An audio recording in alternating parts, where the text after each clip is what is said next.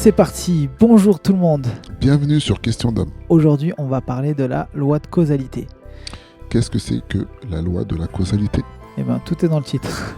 C'est la relation de cause à effet dans les différentes choses de la vie. En gros, tout ce qu'on pense, tout ce qu'on dit, tout ce qu'on fait, en fait, a une répercussion directe ou dans l'univers. En tout cas, il y a une répercussion. Et c'est ce qu'on va essayer de décrypter un petit peu et de vous expliquer aujourd'hui. Donc oui, c'est quelque chose qui se répercute et c'est quelque chose de palpable. Donc quand on parle d'univers, pour certains, ça peut sembler abstrait. Donc on va essayer de pouvoir toucher tout le monde. Ouais, on va pas trop rentrer dans le côté ésotérique. Voilà. Donc en fait, de manière concrète, lorsqu'on va penser des choses, c'est ce qu'on peut dire un petit peu dans le développement personnel, ce qui va réagir un petit peu sur notre environnement, comme on a pu dire dans un autre podcast sur notre façon de gérer une journée, par exemple. Le fait déjà d'avoir des pensées, que ce soit positif, négatif ou tout autre, vont générer un type de comportement. Donc dans ce genre de comportement, ce sont les actions qu'on va mettre en place. Ces actions sont mises en place seulement, et toujours, de manière générale, même si cela peut paraître inconscient, elles vont être générées d'une pensée, d'une imagination, d'une visualisation qui va nous permettre en fait derrière de pouvoir agir. Ensuite, bien évidemment, ces actions vont générer une cause, bien évidemment. Donc, ce qu'on va pouvoir faire par la suite. Qu'est-ce que c'est que la loi de la causalité ? La loi de la causalité, c'est une cause des différentes... la cause va découler de trois choses. Une pensée, une parole, une action ont des répercussions dans notre vie de tous les jours. Les pensées donc, vont découler à travers si je pense du bien, si je pense du mal, etc. Va répercuter, comme on a pu le dire dans la vidéo précédemment sur la pensée racine, sur mon environnement directement, si je vais passer une bonne ou une mauvaise journée. Si je vais appréhender cette personne sur sa manière d'être habillée ou pas. Donc je vais pouvoir soit prendre des distances, soit être sympa avec cette personne, en fonction déjà de ce que je pense. Ensuite, mes paroles. Donc forcément, ce que je peux dire sur moi, déjà, la manière de ce que je vais penser, ce qui va générer en développement personnel, sur les travaux que je peux faire, notamment sur la confiance en soi et l'estime de soi. Donc ça va avoir des conséquences directes sur notre perception directe et après derrière jouer sur notre environnement. Sur des choses négatives, notamment sur quand je vais dire, par exemple sur un enfant, mes mots vont avoir une importance très importante, vont avoir une répercussion très importante sur eux en fonction de comment je parle d'eux, donc comment je les définis. Et ensuite, bien évidemment, mes actions au quotidien, on va pas parler de bien ou de mal, mais comme la vie elle est faite de telle ou telle manière, puisqu'on a besoin de son contraire, vont nous amener à comprendre en fait, est-ce que ça c'est bon pour ma propre vie ou pas, en fonction des actions, puisque je ne veux pas dire que c'est bien ou c'est mal, en fonction de ce que j'ai besoin de ma vie au quotidien et d'apprendre sur moi. Je voulais aborder deux choses.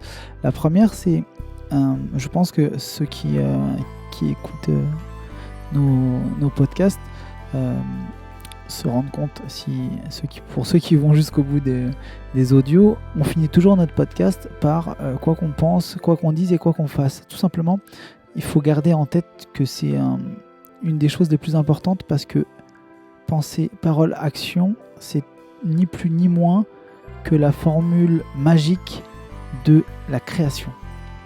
Tout ce qui a été créé passe par ces trois étapes. Tout. J'allais citer une chaise. Une chaise, avant d'être une chaise, elle a déjà été pensée par un mec, et puis après, il est parti voir ses potes. Ah, ce serait bien, on fait un truc comme ça, on peut poser son cul, et puis ça fait, ah bah venez, on essaye, et puis on prend des morceaux de bois, et puis on fait une chaise. Toujours obligé de parler de cul. Toujours, la base. Donc ça, c'est la première chose que je voulais aborder. Et la deuxième, on parle de loi de causalité ici, c'est-à-dire la cause et l'effet. Et on disait juste par la pensée ou par la parole. Félicitations, je vais vous parler de magie en fait. Les gens parlent souvent enfin les gens souvent, j'en sais rien, en tout cas dans les milieux dans lesquels on évolue, on peut être amené à vous parler de magie, enfin après il y en a qui peuvent appeler ça de la sorcellerie, etc. Félicitations, ça commence ici. Il n'y a pas besoin d'aller voir un grand sorcier, un marabout ou quoi que ce soit. En fait ça commence là. Ça commence par la pensée. Quand vous émettez une pensée, qui soit positive ou négative, justement, c'est ça la loi de causalité. Elle a une répercussion. Elle se répercute en fait. Une pensée, imaginez ça comme une onde, une énergie en fait qui se propage. Et elle va toujours être dirigée vers quelque chose. Faites bien attention à ce que vous dites, ce que vous pensez, et encore plus ce que vous faites. Voilà, je voulais juste faire cette petite précision. Tu avais autre chose à rajouter Oui, sur... bien sûr. Ce qui est intéressant avec cette loi, en tout cas les répercussions qu'elle a pu avoir dans ma vie, c'est de se responsabiliser. On va avoir tendance, dans notre société judéo-chrétienne, toujours à dire bon, c'est la faute d'un tel, c'est la faute de Dieu, c'est la faute de lui, de l'arbre. Toujours quelqu'un ou quelque Voilà. chose.